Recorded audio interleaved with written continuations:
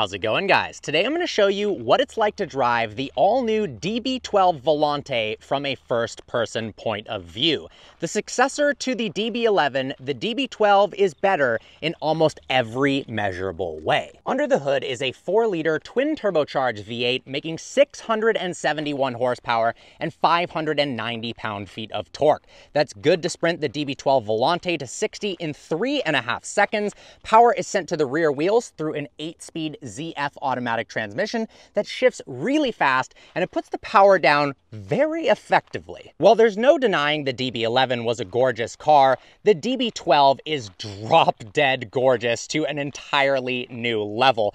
The side profile, the front end, the massive, elegant grille. Just take a look at the details in the headlights. I've actually never seen headlights with this level of intricacy. Now, coming around to the side of the DB12, we've got 21-inch wheels with Michelin Pilot Sport 5 tires for the first time on a production car, and we also have optional carbon ceramic brakes with 400mm front discs. Aston has developed a unique folding mechanism for the convertible top, allowing the rear deck lid to be lower than any other one of its competitors. Now, this car drives as well in the canyons as it looks, and that's partly due to a new adaptive damper setup that has 500% more breadth in its range between GT mode and Sport Plus than its predecessor, meaning it's incredibly comfortable on the street in GT mode, and it is a full-fledged sports car when you put it into Sport Plus. The top itself has 8 layers to it, so you've got incredible sound deadening for a convertible,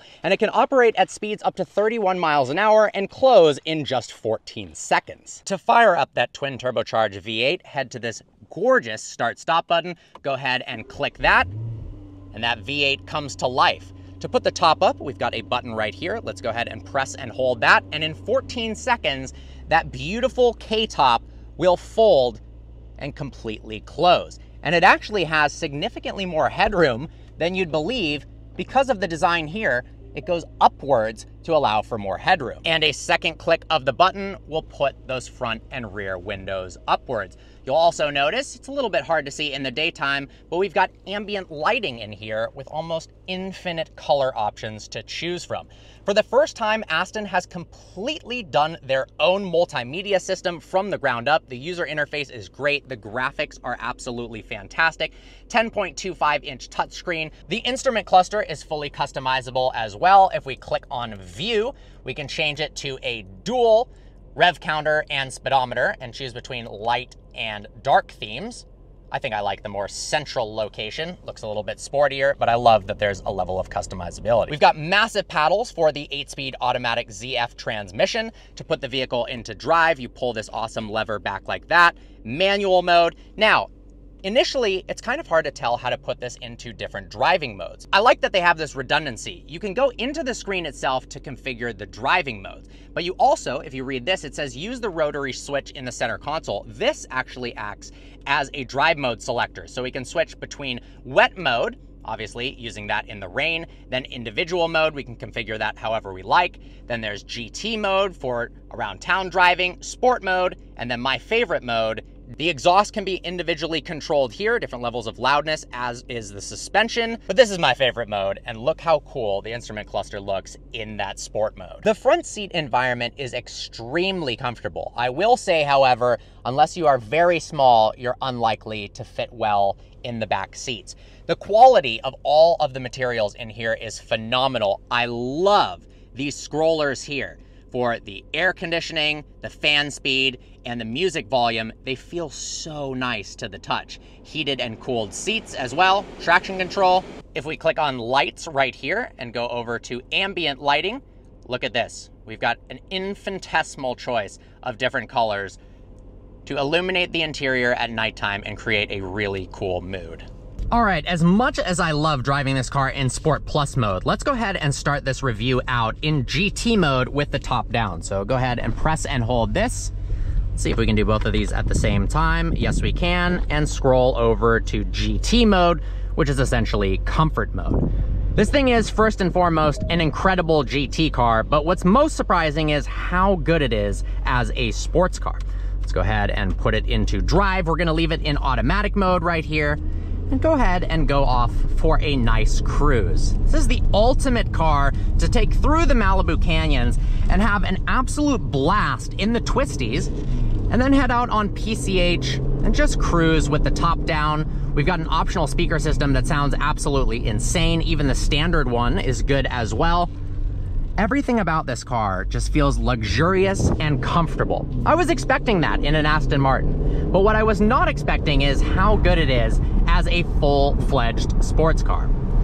And because you can put the top up and down at speeds up to 31 miles an hour, particularly if you're in traffic or you decide, well, it's time to change the driving environment right now, I want to mix it up a little bit, you can do so with ease. I really like that feature. The steering is nice and light when we're in GT mode. The suspension is nice and supple. The visibility is nice. It's open and airy in the cabin, of course, with the top down, but with the top up, it's quite nice as well. So let's go ahead and put the top up just for wind noise reasons to make sure that you can still hear me in this video. I would leave the top down, which I have for the vast majority of the time I have spent with this car. But for audio's sake, we'll go ahead and put that up. Once that closes, a second click of the button will put those windows up. There we go. And then let's go ahead and scroll it over from Sport mode to Sport Plus mode and click the manual button and listen to how good this V8 sounds.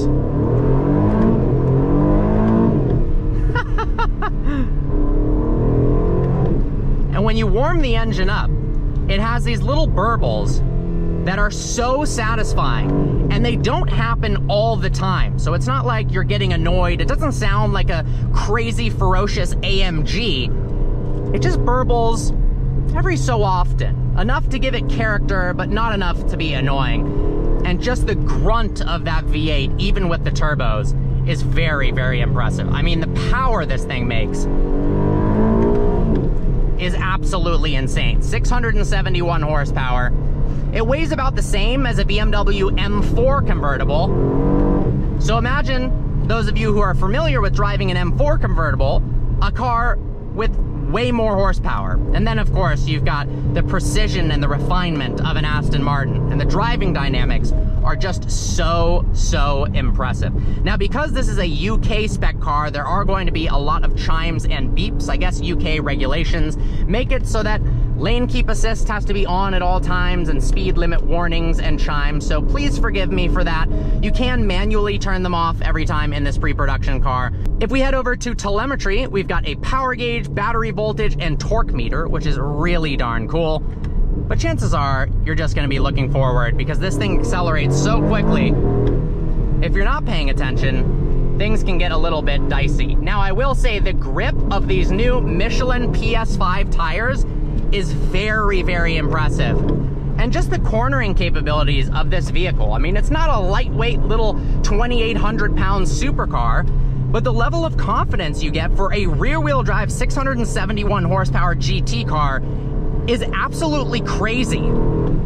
And the shifts are very fast as well. It doesn't have a dual clutch, but even with the conventional automatic, ZF does such a great job of making the downshifts and upshifts instantaneous. I mean, that's as quick as it gets.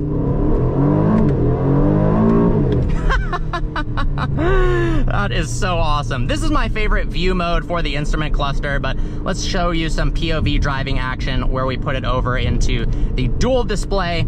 Go ahead and click that. Let's put it into light theme. There's an automatic mode, which I believe is for nighttime versus daytime. I'm not quite sure. We'll put it into light theme right here. And now we have that dual display. I wasn't sure what to think when they dropped this car off. I knew it was going to be absolutely gorgeous. I knew it was likely to sound good, but I figured it would be much more of a comfortable, smooth, dramaless ride with a pretty exterior and a lot of horsepower. I did not expect to be absolutely blown away by the handling capabilities.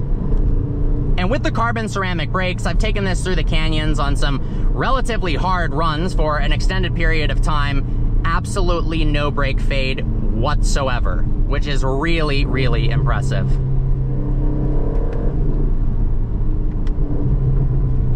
Wow. there's those burbles. I love this thing. I mean, come on. That acceleration is ruthless. And with a face and an interior this pretty, it's just an unexpected surprise to be thrown back into your seat that ferociously. I mean, it's got 143 horsepower more than the DB11 V8, and it's got 40 horsepower more than the twin turbocharged V12 DB11. That makes absolutely no sense, but I love that they have gone above and beyond to make this thing an absolute downright monster. This is kind of a silly phrase, but it's almost the Beauty and the Beast combined into one, because it's gorgeous and it's just so dang fast. Well guys, I hope you enjoyed today's video. Like always, please browse the channel and subscribe. I will leave you with some uninterrupted DB12 noises.